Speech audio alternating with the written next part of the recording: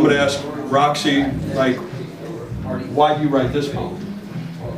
This is the first personal poem I've ever written, and it came to me with the idea that people have known me for years and still don't know I do spoken word, or still don't know a lot about me. And it's one thing for other people to judge you off of a first meeting or anything like that, but it was almost hurtful that people know me so long and still not know anything about me. So the poem is kind of, there's a lot of metaphor, but basically it's just saying that to everyone listening, you don't know me, I've already judged off the physical, but let me take a minute to just tell you something about me, to let you in on what I've been through. Okay. Well, we're gonna take a couple minutes, and we're gonna go inside Roxy and let's feel what she's feeling, and let's get to know her a little better. So I'm gonna let her roll.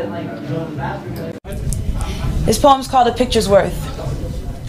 They say a picture's worth 1,000 words, but how much can it really say when it's been silenced? See, all we do is embrace the outer layer of an image without digging deep to see what makes it tick. But I guess it's a lot of stories to read when you're lurking through 194 profile pics. And maybe it is because our brains have become so oversaturated with photos and albums and tags and twit pics and Instagrams and hipstomatics that we've grown deaf to the stories of the secrets that are aching to be heard for the 1,000 words they're supposedly worth. Clawing at silencer-adorned lens caps, trying to escape the darkness are the many words screaming behind the faces of the many photos you won't even turn the TV down for. And I know there's some place to place the blame because you refuse to even see, and I won't hold my breath because so few take the time to read. That's fine. I'm used to the superficiality. And honestly, how can I expect anyone to see deep into me when I can guarantee there's nowhere near 1,000 words in my vocabulary? But apparently, there are 1,000 words to be found in a photo of me, so take a picture. Take a picture that spans from the beginning of time to eternity, then stare close at whatever it is illuminated by the flash bulb. Now imagine a fresh flat photo of me and what my 1,000 words might read. And on a good day and in the right light, this is at least what I hope those words might sound like. She stands taller than a sequoia, fixed and unshakable. Her feet carry the weight of her day while staying solidly rooted and yet still making a way. Guided by eyes wide with clarity, it's sincerity that tickles her lips as her hips sway with a confidence 30 years in the making. Her eager hands grabbing at friendships and boyfriends and promises and tucking them away into a heart that beats for passion and art and love.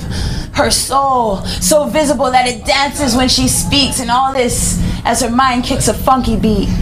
All right, now that hit nowhere close to our goal. I mean, there's literally like 880 some odd words to go, but if you have a minute, I'm willing to show you a side of me that most people don't know. But first, take a picture. Take a picture of these feet that carry the weight of my day while staying solidly rooted and yet still making a way.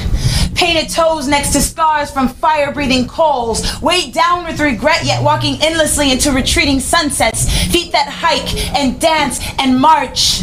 A walking calamity is what I claim to be. Still every day I pray that these footsteps I leave will be deep enough for my little sister to want to follow and heed. Footsteps that bear maps of it all, feet that stand for something so I don't fall. Take a picture.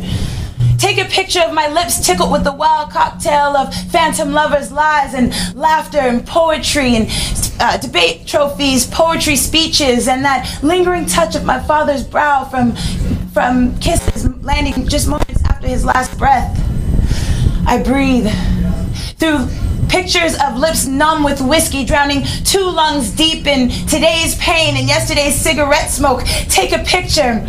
Take a picture of 1,000 words wrapped around my heart. A heart that used to beat for passion and art and love. The same heart that used to cause my sleeves to drip in blood now hides, trembling in fear of another break. It can't take another break. It needs a fucking break. Take a look at my photo. Can you see my heart's bird song? Crying and screaming for something real to come into fruition. Asking why can't someone just love me without condition. Take a fucking photo of these hips that used to cry in embarrassment and wallow in depression due to a fashion industry that's never been worth its weight in bacon. But because of that, you can now see photos of my hips that sway with a confidence 30 years in the making. Proud to be African American and Belizean. Snap photos of these hands, these eager hands grabbing at friendships and boyfriends and promises, tagging and smashing and grabbing at lifelines as my tipsy fingertips steer four-wheel death machines. Hands that play tug-of-war with bootstraps every day, then warm by the heat of the choices I've made. strapped behind my back, no longer able to grasp at freedom, because freedom is something that only non-felon hands get to grasp. Hands wrapped in a lifetime of scars, my mama's scars, grandmama's scars, so my unborn daughters know that their mama's scars were meant to plant a seed, so they know when they grow that these knuckles break before they fucking bleed. Yeah. There's only two things that I own in this life that are perfectly right, that are eternally right, fine, and eternally mine. It's my soul and my mind, fixed and unshakable. My soul, so visible that it dances when I speak, and all this as my mind kicks a funky beat. I stand taller than a sequoia, and I have since birth.